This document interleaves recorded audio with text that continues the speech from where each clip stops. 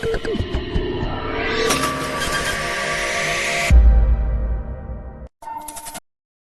વિદ્યાર્થી મિત્રો, હું છું PM sir.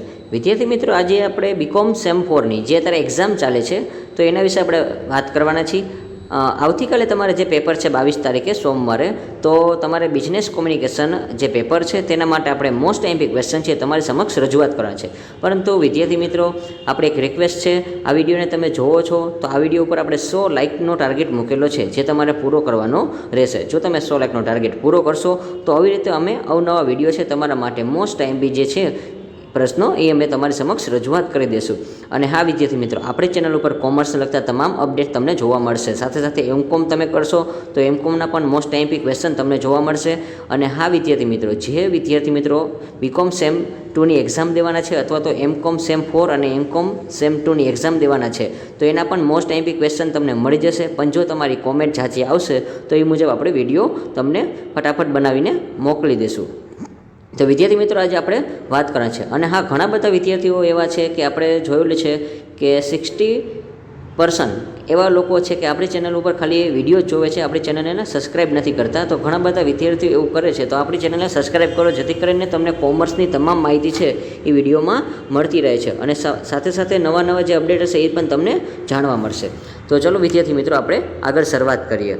BCom sem 4 Saurashtra યુનિવર્સિટીના જે મોસ્ટ એમ્પી ક્વેશ્ચન હોય છે એ આપણી ચેનલમાં જ જોવા મળે છે.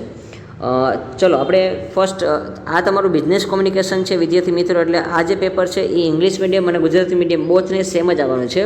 અને ગુજરાતી મીડિયમના વિદ્યાર્થીઓને આમાં કોઈ જાતનું ગુજરાતી પૂછાવાનું જ નથી, એટલે ખાસ તમારે ઇંગ્લિશમાં જ પ્રેક્ટિસ કરવાની છે. અહીંયા આપેલા ક્વેશ્ચન હશે, વિડીયોને તમે અંત સુધી જોજો. હું જે મોસ્ટ ટાઈમ કહું છું એ વધારે તમારે પ્રેક્ટિસ કરી લેવી, અને સ્ટેપ બાય સ્ટેપ તમને બનશે એટલું હું કોશિશ કરીને તમને સમજાવી દઈશ કયા તમારે લેટર્સ કરવાના છે. એ કે પત્ર વ્યવહારમાં ઘણા વિદ્યાર્થીઓને મૂંઝવણ હોય છે, ઘણીવાર ઈમેલ પૂછાય છે, ઘણીવાર ડ્રાફ્ટ આવે છે. એટલે તો પહેલો જે ક્વેશ્ચન છે, express various audio visual tools of presentation. તો આ જે ક્વેશ્ચન છે એ મોસ્ટ એમ્પી છે વિદ્યાર્થી મિત્રો.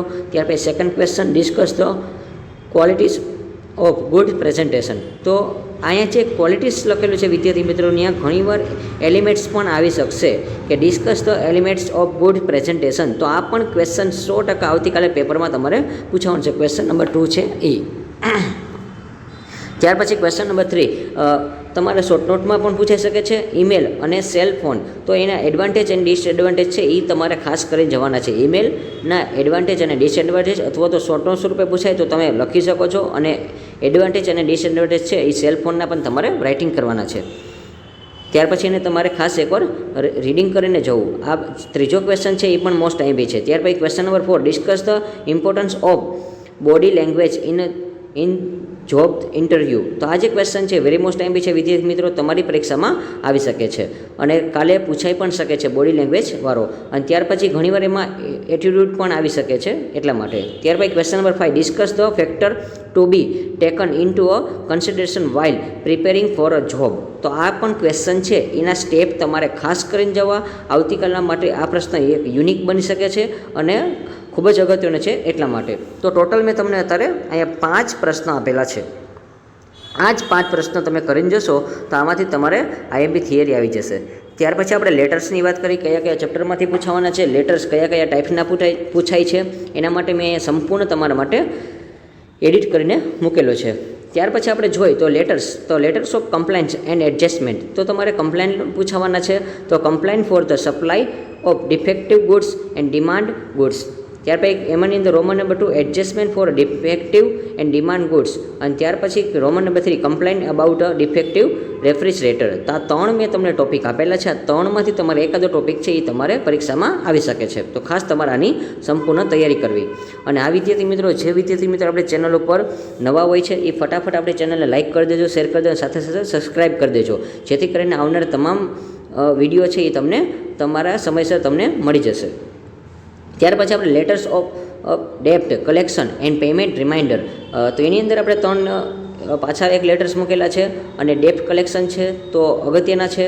એની અંદર Roman number 1, letter to the non payer threatening legal action. તો લીગલ એક્શનવાળો જે છે, ધમકીવાળો જે આપતા હોય છે, તો એ ક્વેશ્ચન છે તમારા માટે મોસ્ટ અગત્યનો રહેશે. એટલે રોમન નંબર 1 છે એ ખાસ તમારે એકવાર પત્ર કરી જવો હોય. ત્યાર પછી Roman number 2, write a letter on a બિહાલ્ફ of the debtors requesting for extension of the time limitation and more installment in the settling the pending bill. તો ઘણીવાર પેન્ડિંગ બિલ હોય છે, તો ઘણીવાર આપણે સામેવાળા પાસે માગતા હોય છે પૈસા, પણ અમુક સમય મર્યાદા મુજબ આપણને આપતા નથી, તો એ પણ તમારે ખાસ કરીને જવાનો રહેશે. અને ત્યાર પછી રોમન નંબર 3, લેટર ઓન બિહાલ્ફ of the debtors to the creditors asking for some time for payment. તો ઘણીવાર આપણે છે લેણદારને દેવાદાર પાસેથી પૈસા પણ માગવા પડે છે, તો એ પણ તમારે ખાસ જોઈ લેવા. આ 3 ટોપિક છે, એમાંથી પહેલો અને બીજો ટોપિક છે એ અગત્યનો રહેશે. ત્યાર પછી એની અંદર આપણે વાત કરીએ તો સેલ્સ લેટર છે વિદ્યાર્થી મિત્રો.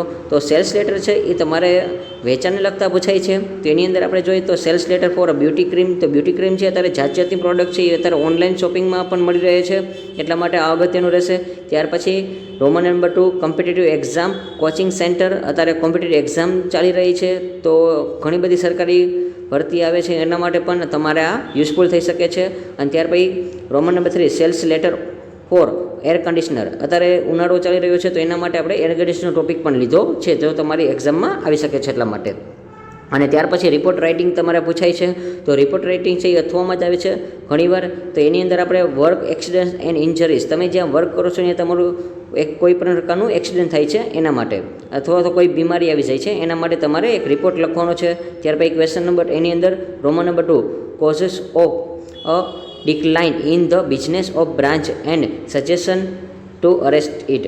અને ત્યાર પછી Roman number 3, inquiry into a charge against an employment. તો રોમન નંબર 1 અને 3 આ જે વેરી મોસ્ટ એમપી રહેશે. અને હા, રોમન નંબર 3 છે એ અગત્યનો છે અને યુનિક પ્રશ્ન આપણે લીધો છે, તમારી એક્ઝામમાં આવી શકે છે.